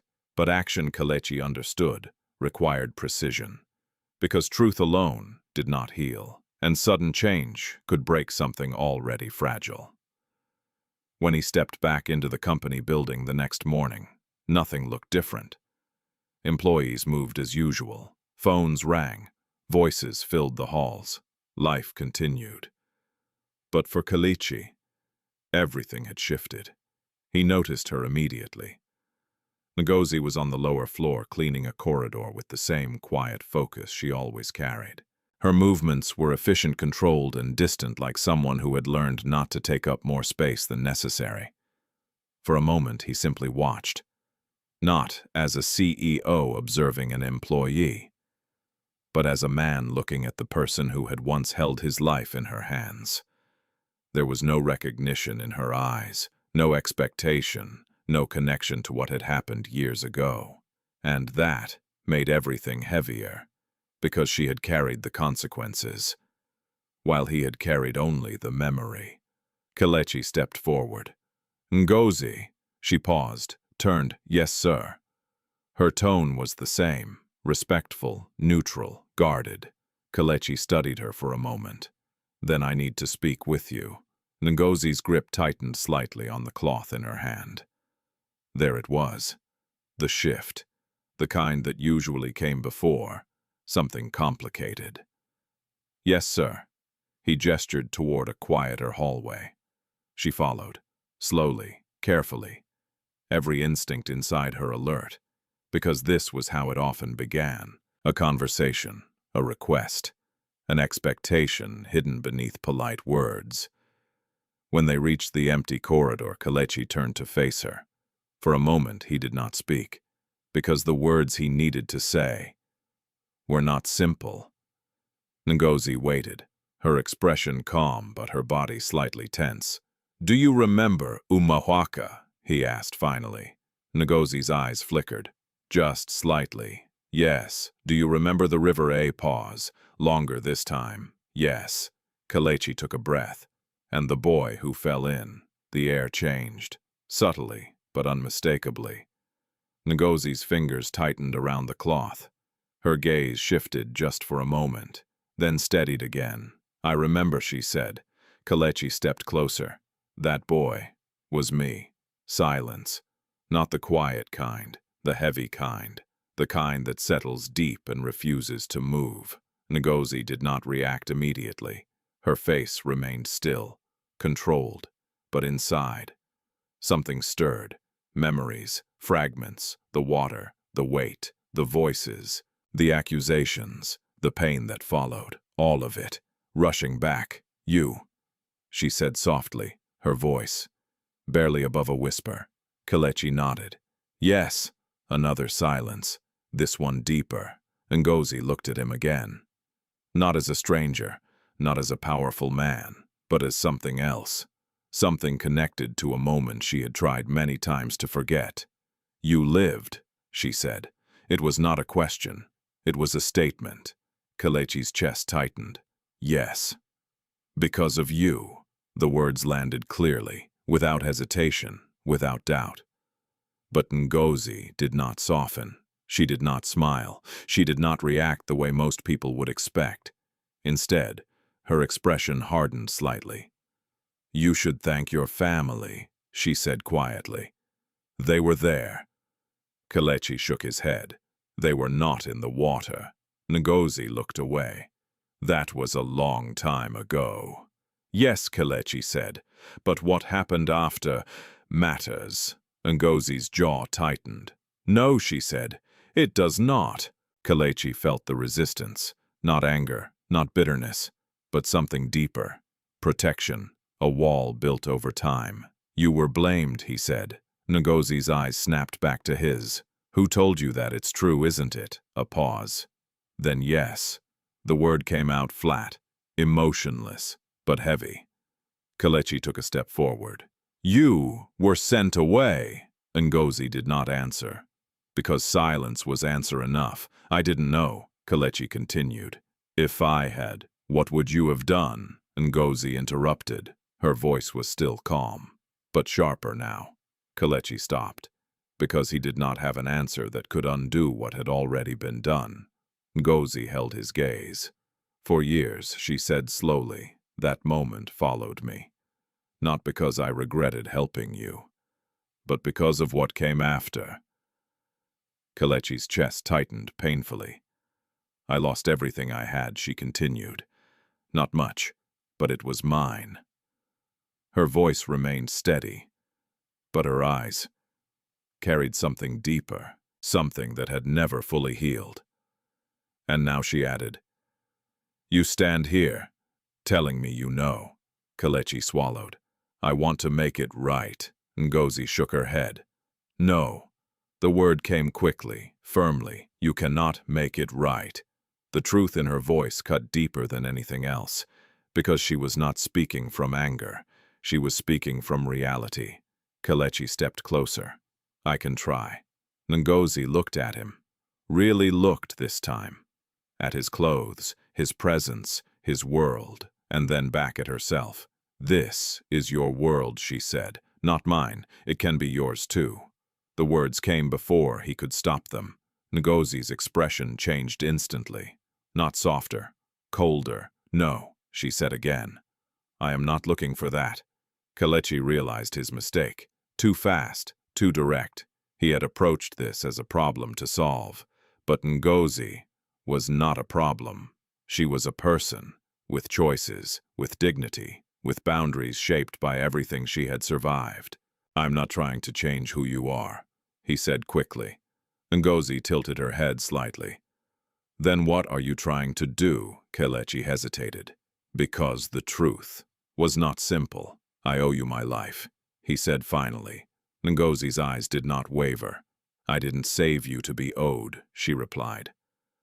Silence fell again. This time, different.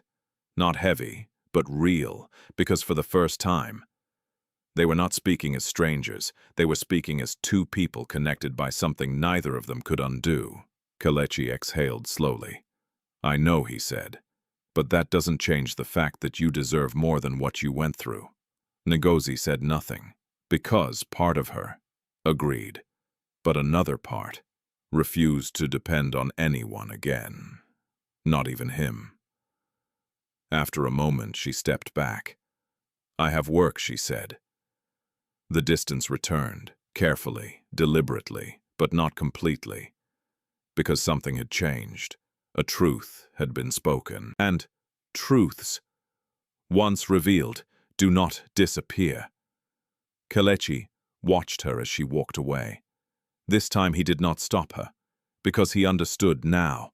This would not be simple, not fast, not easy, and not something he could control. If he wanted to be part of her life, he would have to earn it. Not with power, not with money, but with patience and truth. Because Ngozi had already saved him once. This time, he would have to prove that he was worth staying for. The truth did not settle quietly. It moved through the building like a subtle current, unseen but felt. Ngozi returned to her work after that conversation, but nothing felt the same. Every step she took carried a new awareness. Every glance from others seemed sharper. Every whisper felt closer. Because something had changed. Not publicly, not officially, but enough. Kletchi had spoken to her. Not as a boss, not as a stranger, but as someone connected to her past. And in a place like this, that alone was enough to draw attention. It began with small shifts, a supervisor watching her more closely than before. 2 workers stopping their conversation the moment she approached. A receptionist glancing at her twice instead of once. Ngozi noticed all of it. She always did. Because survival had taught her how to read the smallest changes. And this was not normal. By midday, the whispers had grown. She spoke to him alone. I saw them. What is her connection to the boss? Do you think she planned this? Ngozi kept her head down, focused, silent, but inside. The tension built, because she had seen this pattern before. Attention, suspicion, judgment. It never ended well. Upstairs, Amara Okeki stood by the glass window of her office, her eyes fixed on the lower floor. She had been informed. Of course she had. Nothing unusual moved through that building without reaching her ears. She met him privately, one of her assistants had said earlier. Who the cleaner? Ngozi. Amara had smiled then, but not because she found it amusing, because she recognized a problem. And problems needed to be handled early. Now as she watched from above, she saw Ngozi moving through her duties, quiet, controlled, unaware of how quickly perception could turn against her. Amara turned away from the window, picked up her phone, and made a call. Bring me the internal reports on cleaning staff, she said calmly. There was a pause. Everyone, she added. Her tone remained smooth. Professional, but underneath it, there was intent. Ngozi did not expect it. The confrontation came quickly. Too quickly. She had just finished cleaning a conference room when Mrs. Adebisi approached her. Come with me, the supervisor said. Ngozi nodded, followed. They walked in silence down the hallway, past glass offices and polished floors, until they reached a smaller administrative room. Inside, Amara sat at the desk, composed, waiting. Ngozi's instincts reacted immediately. This was not routine. This was something else. Sit, Amara said. Ngozi remained standing. I'm fine. Amara smiled slightly. As you wish. She picked up a file, flipped it open. Ngozi, she began, her voice, calm, measured. You've been working here for a short time. Yes, and already your name is being mentioned. Ngozi said nothing. Do you know why? Amara asked. Ngozi met her gaze. No. Amara leaned back slightly. Because you've attracted attention. A pause. Then from the CEO, the words landed clearly, direct. Ngozi's expression did not change, but inside, something tightened. I did not ask for that, she said. Amara tilted her head. No one ever does. The implication hung in the air, heavy, uncomfortable. I am here to work, Ngozi added. Amara closed the file. Are you? The question was quiet, but sharp. Ngozi felt it, the accusation beneath it. Yes. Amara stood, walked slowly around the desk. Her heels clicked softly against the floor. You see, she said, stopping a few steps away, this company operates on structure, order, professionalism. Ngozi remained still.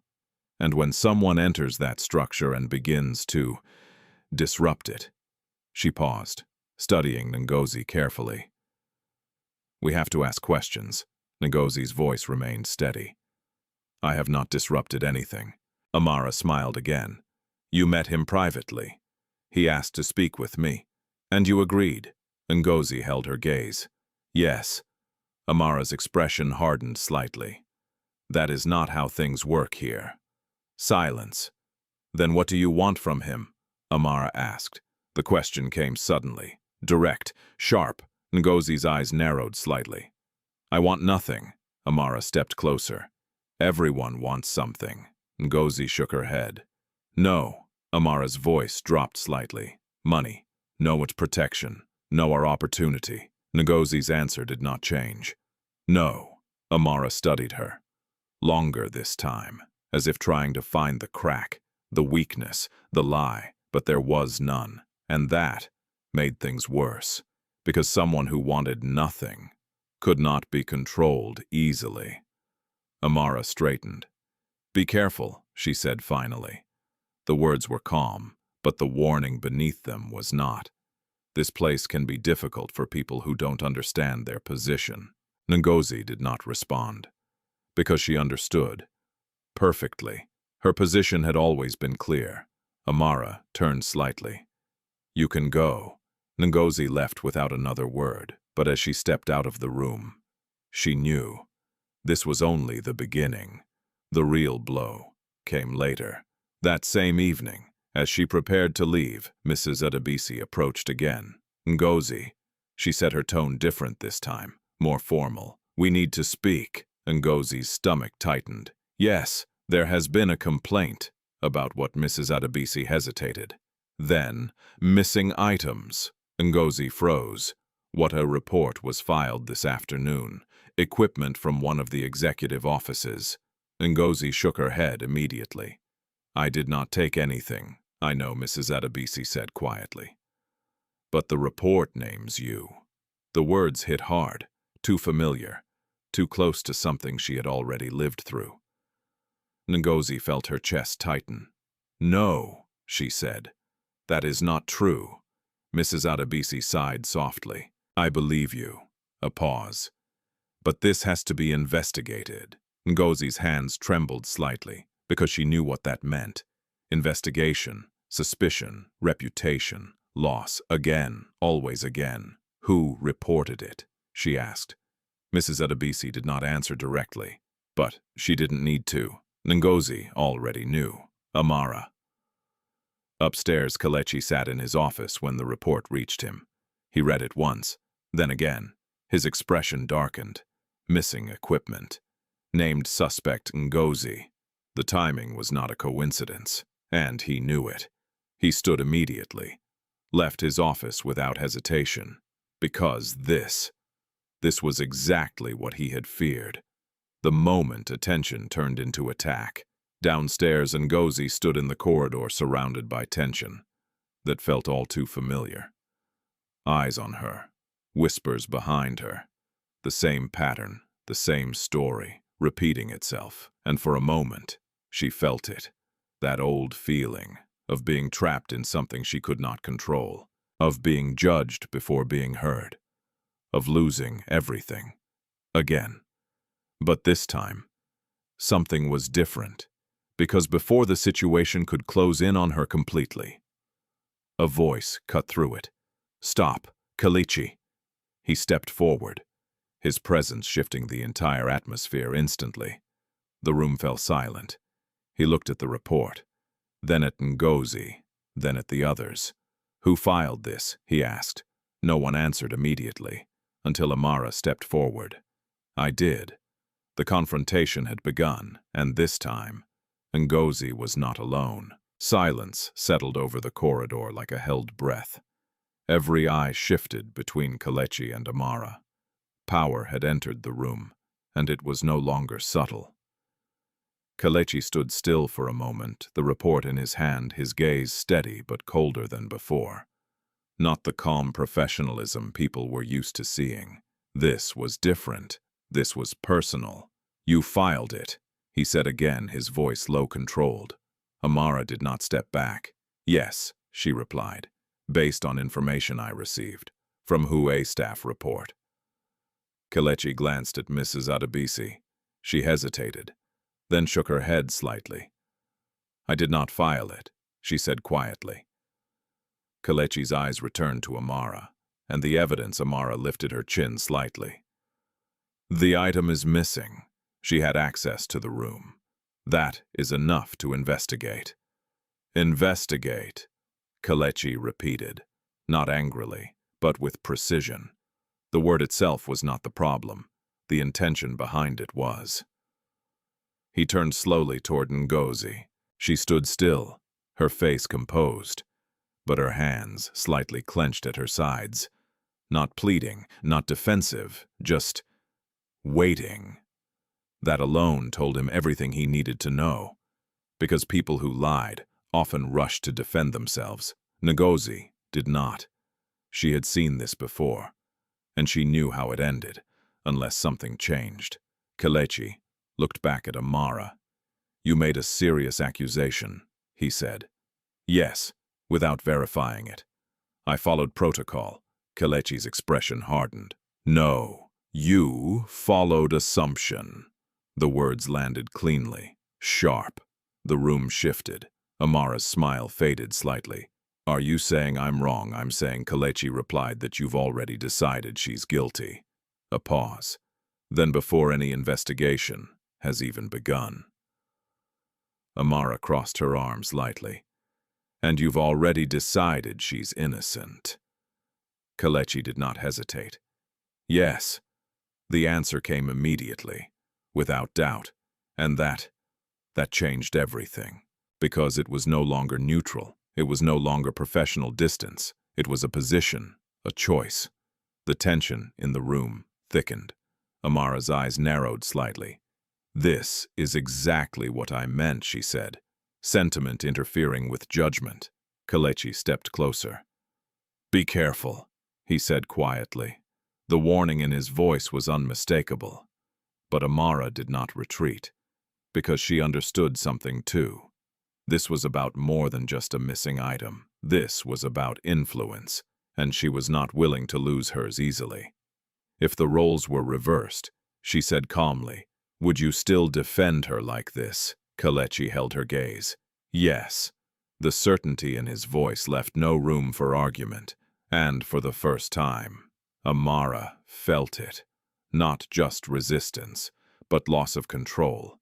Ngozi stood in the middle of it all, watching, listening, but not speaking, because she had learned something long ago. When powerful people argue, you survive by staying still. But inside, something was shifting. Not fear, not exactly, but something close to disbelief. Because this time, someone was standing in front of her, not watching, not judging, but defending, and she did not know how to respond to that. Kletchi turned slightly toward the others. "Check the cameras," he said. The instruction was immediate, final, the kind that moved people into action without question. Within minutes, the security team was called. The footage was retrieved. The room remained silent as the video played. Footage from the executive office, time-stamped, clear, employees moving in and out, cleaning staff, assistants. Then a pause. The moment the equipment was last seen, followed by another entry. Not Ngozi, someone else, a junior assistant, carrying something small, unnoticed.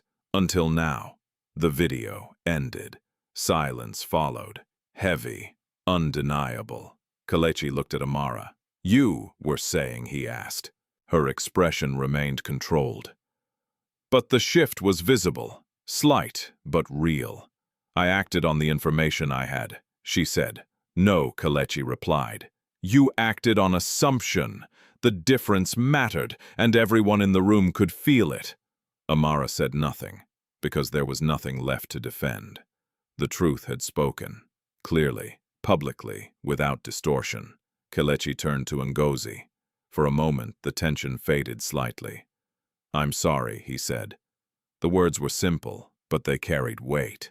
Not as a CEO, but as a man. Ngozi blinked slightly, surprised. Because apologies were rare in her world, especially from people like him. "You did nothing wrong," he added. Ngozi nodded once, but she did not speak, because part of her still did not trust the moment, not fully. Kletchi turned back to the others. "The report is dismissed," he said, "and the correct person will be dealt with accordingly." His tone was final.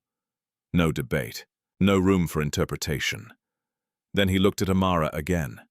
"This does not happen again." The message was clear, not just about the accusation, but about everything beneath it. Amara held his gaze. for a moment longer than necessary, then nodded. Understood. But not defeated, because people like her did not step back easily. They adapted. The room slowly returned to movement. People stepped away. Voices resumed, but quieter now, more careful, because something had changed. Not just for Ngozi, but for everyone watching, because the invisible line between her and the rest of the company had shifted. She was no longer just another worker, and that would bring consequences. Later that evening, Ngozi stood alone near the back exit of the building. The sun was setting, casting long shadows across the ground. The city noise hummed in the distance. But here, there was quiet. She stood still, processing the accusation, the confrontation, the defense. All of it. It did not feel real, because her life had never followed this pattern. No one had ever stepped in like that. No one had ever said, "You did nothing wrong," not when it mattered, not when it counted. Footsteps approached. Ngozi did not turn immediately, but she knew who it was. Kletchi stopped beside her. Neither of them spoke at first, because some moments needed silence. "I should have seen it coming," he said finally. Ngozi glanced at him. "Why? Because people protect their positions." Ngozi nodded slightly. "Yes." A pause. "Then you didn't have to do that," she said. Kletchi looked at her. "Do what? Stand there like that?" Kalechi's expression softened slightly. "I did." Ngozi shook her head. "No. You chose to." Another silence. This one quieter, more personal.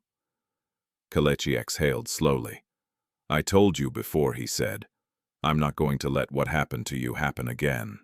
Ngozi looked away. "That's not something you can control. I can try." Ngozi did not respond immediately, because she knew the truth. He could not control everything. But today, he had changed something, for her, and that mattered, even if she was not ready to admit it. "I don't need protection," she said finally. Kletchi nodded. "I know." A pause. "Then, but that doesn't mean you should stand alone."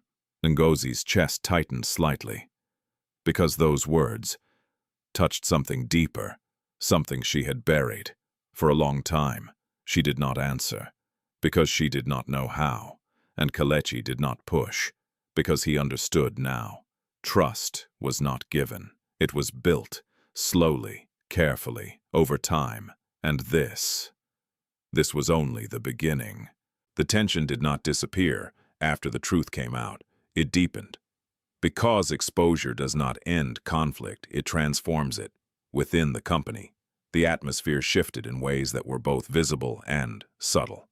Some employees began treating Ngozi with quiet respect, careful not to repeat the mistake they had just witnessed. Others kept their distance, unsure how to relate to someone who now stood in a space that blurred the usual boundaries. And then there were those who watched, waiting, calculating. Amara was one of them. She did not confront Ngozi again immediately. That would have been too obvious, too direct. Instead, she adapted. She became quieter, more observant, more strategic. Because power, when challenged, does not always strike loudly. Sometimes it waits. Ngozi felt it. Not in words, not in actions, but in presence.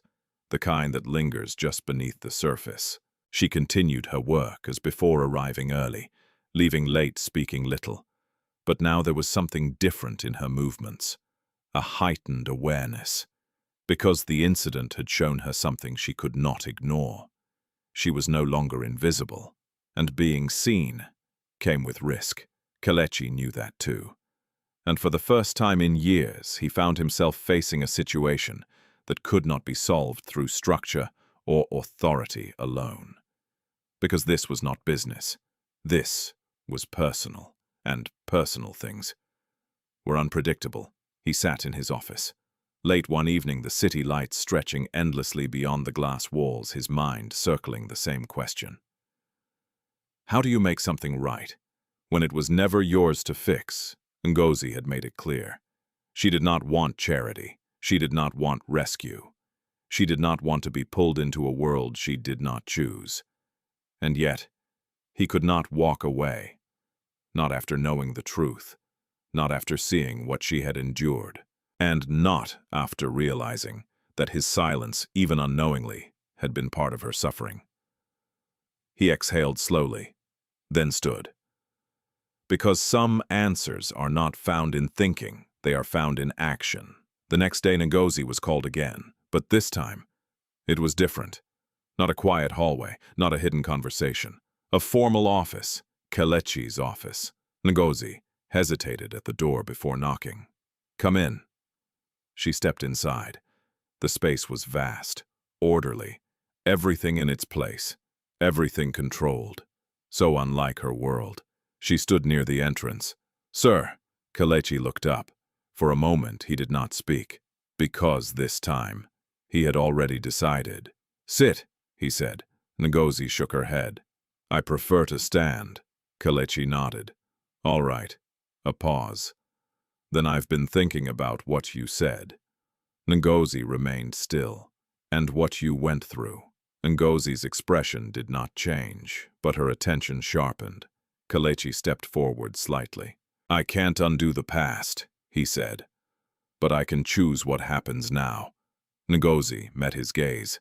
"That is your choice, and I want to make it with you." The words landed carefully. Not imposed, not forced, but offered. Ngozi frowned slightly. "What do you mean?" Kletchi took a breath.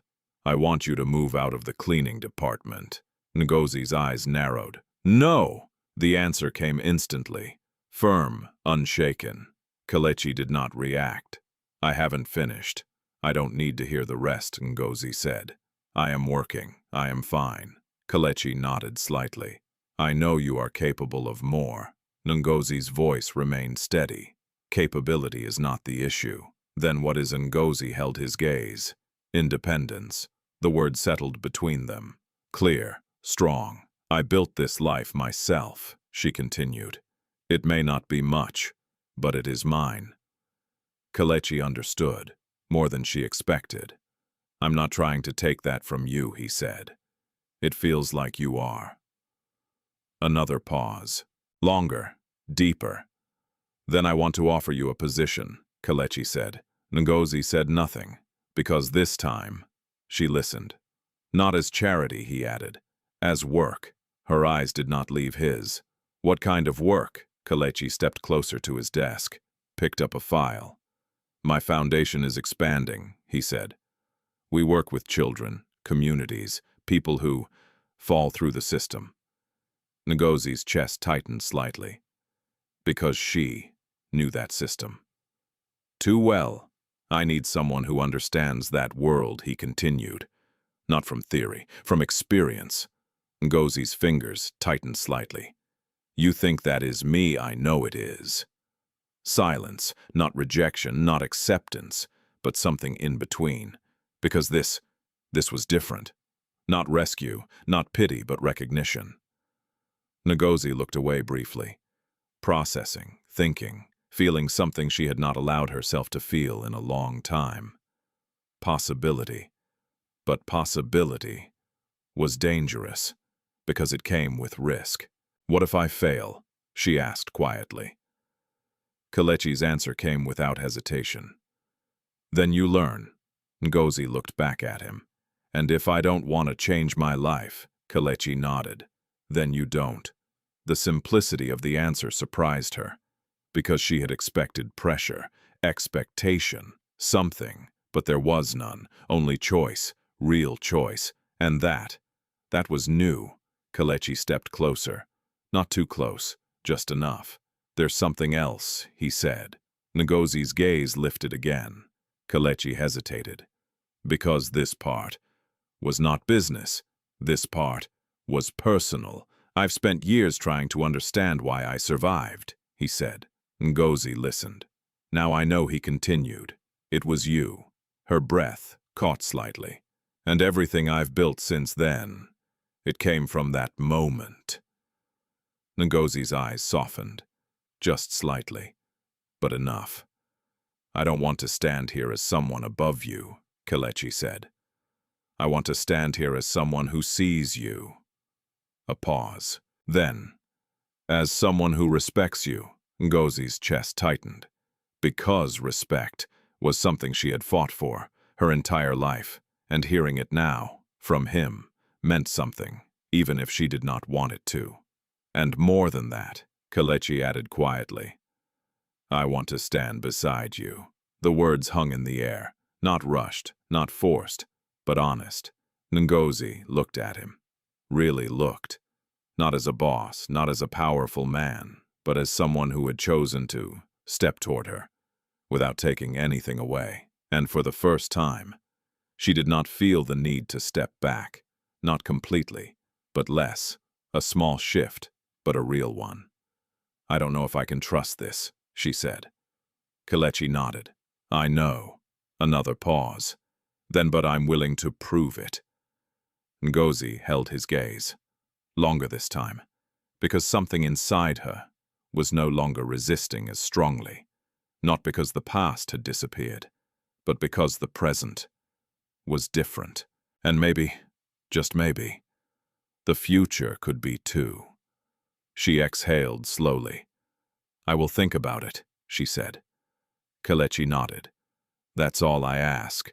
Ngozi turned, walked toward the door, but this time, she did not feel like she was leaving something behind. She felt like she was stepping toward something, something uncertain, something new, something she had never truly had before. A choice. And behind her, Kletchi watched. Not with control, not with expectation, but with hope. Because this moment, this fragile, quiet moment, was the closest he had come to making things right, and the rest would depend on her. Ngozi did not answer immediately. She carried the decision with her through the rest of the day. Through the corridors she cleaned, through the quiet corners she passed, through the familiar rhythm of work that had once been enough. But now, it was no longer the same. Because for the first time in a long time, Ngozi was not just thinking about survival, she was thinking about direction, and that was unfamiliar. That night under the unfinished building where she often slept, the city noise hummed around her as usual, distant traffic voices fading in and out, the restless energy of Lagos that never truly slept. Zainab lay nearby, already half asleep. You're quiet, she murmured. Ngozi stared up at the open concrete ceiling. I was offered something, she said. Zainab shifted slightly. What kind of something? A different job. Zainab sat up a little. Better pay. Ngozi hesitated. Yes, but not just that. Zainab studied her. Then what's the problem? Ngozi took a slow breath. It changes things. Zainab frowned. That's the point, isn't it? Ngozi did not answer immediately, because change had never been simple in her life. It had always come with loss, with risk, with uncertainty. I don't know if I can trust it, she said finally. Zainab was quiet for a moment. Then, do you trust him? The question was direct. Ngozi turned her head slightly. I don't know. Zainab nodded. That's honest. Another pause. Then, but sometimes. You don't wait to be sure. Zainab added softly. Sometimes you decide if something is worth trying. Ngozi closed her eyes briefly, because deep down, she already knew the answer. Not fully, not completely, but enough. The next morning, Ngozi returned to the company earlier than usual. The building was still quiet, the air still, uninterrupted. She stood for a moment near the entrance, then walked inside. This time, not just as a worker, but as someone standing at the edge of change. Kletchi was already in his office when she knocked. Come in. Ngozi stepped inside. He looked up immediately, and in that moment, he knew, because her presence felt different, not hesitant, not distant, but steady.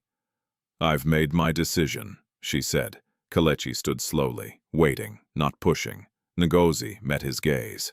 I will try. The words were simple, but they carried everything. Not surrender, not dependence, but choice. Kletchi nodded once. Thank you. Ngozi tilted her head slightly. I am not doing it for you. Kletchi's expression softened. I know. Another pause. Then I am doing it for myself, she added. And that mattered more than anything. The transition was not easy. Ngozi moved into Kletchi's foundation, gradually learning processes, understanding systems, observing how decisions affected real people. But what set her apart was not training. It was instinct. She saw what others missed, the hesitation in a child's eyes, the quiet shame in a woman asking for help, the difference between someone who needed support and someone who needed dignity. She did not just follow instructions, she understood people, and that changed everything. Within weeks, her presence began to reshape the foundation's approach. More listening, less assumption, more care, less distance. Even Kletchi noticed, not just as a leader, but as someone watching her step into something she had always carried within her. But growth does not come without resistance. Amara remained in the background, watching, waiting, but the balance had shifted, because this time Ngozi was no longer standing alone, and Amara knew it. So instead of attacking directly, she stepped back, preserved her position, and adapted, because power always finds a way to survive. Months passed, and slowly, Ngozi's life changed, not overnight, not dramatically, but steadily. She moved into a small apartment, her own space simple but safe. She ate regularly, rested without fear, worked with purpose. But more importantly, she remained herself, kind, grounded, unchanged in the ways that mattered most. Because she had not been rescued, she had chosen, and that made all the difference. One evening, as the sun set over Lagos, casting the city in warm gold and deep shadows, Kletchi stood on the rooftop terrace of his building. The air was quieter here. Still, he heard footsteps behind him. Ngozi. She walked toward him slowly, not uncertain, not distant, just present. You called me, she said. Kletchi nodded. Yes. A pause. Then there's something I've been meaning to ask you. Ngozi waited. Kletchi took a breath. Because this moment, this was not about the past, not about guilt, not about debt. This was about something else, something real. I've spent a long time trying to make sense of that day at the river, he said. Ngozi listened. And I thought it was about survival, he continued, about chance. He looked at her, but it wasn't. A pause. It was about you.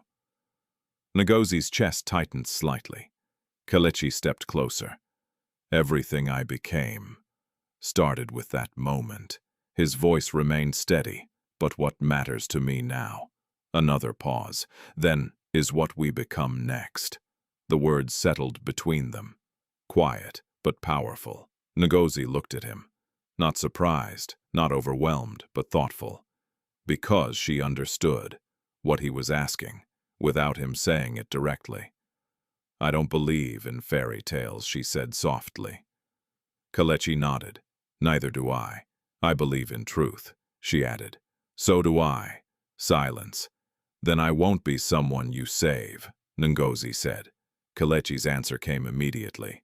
I don't want to save you. A pause. I want to stand with you. Ngozi studied him, carefully, deeply, looking for something, anything. That felt false, but there was none, only honesty, and something she had not expected. Respect. Real respect. She exhaled slowly. I don't know what this becomes, she said. Kletchi nodded. We don't have to know. Another pause. Then just, don't disappear, he added quietly. The words carried more than he intended. Ngozi felt it, and for the first time, she smiled. Not fully, not widely, but genuinely. I won't, she said. Kletchi reached into his pocket, took out a small box, opened it. A simple ring. Not extravagant, not overwhelming, just meaningful. I'm not asking for an answer today, said. Ngozi looked at it, then at him. You are asking something, she said. Kletchi nodded. Yes. A long silence followed. Then Ngozi stepped closer. Not away, not back, but forward. She looked at the ring again, then gently closed the box, not rejecting, not accepting, but choosing. I will not say yes, she said. Kletchi's chest tightened slightly. And I will not say no, he exhaled, relieved, because that was enough. For now, she added. Kletchi nodded, for now. And in that moment, that quiet, uncertain, honest moment, they stood not as savior and saved, not as rich and poor, but as two people, choosing something real, something earned, something that did not need to be rushed. Because some stories are not about endings, they are about what comes after. Sometimes the world punishes the very people who choose to do good. Ngozi risked her life to save someone and lost everything because of it. She was blamed, rejected, and forgotten. Yet she did not let bitterness define her. She kept her kindness, she kept her dignity, and in time, life gave her something rare, not a miracle, not a rescue, but a chance, a real chance. Kletchi did not return as a hero to fix her life. He returned as a man who had to face the truth that someone else had paid the price for his survival, and instead of offering pity, he chose respect. Instead of control, he chose patience. And that is where real love begins. Not in grand gestures, not in power, but in truth, in choice, and in the courage to stand beside someone, not above them. If this story touched you, tell us, where are you watching from, and what time is it there right now? Your voice matters. Don't forget to like, share, and subscribe, because stories like this remind us that even in a world full of injustice, kindness still has power, and it always finds its way back.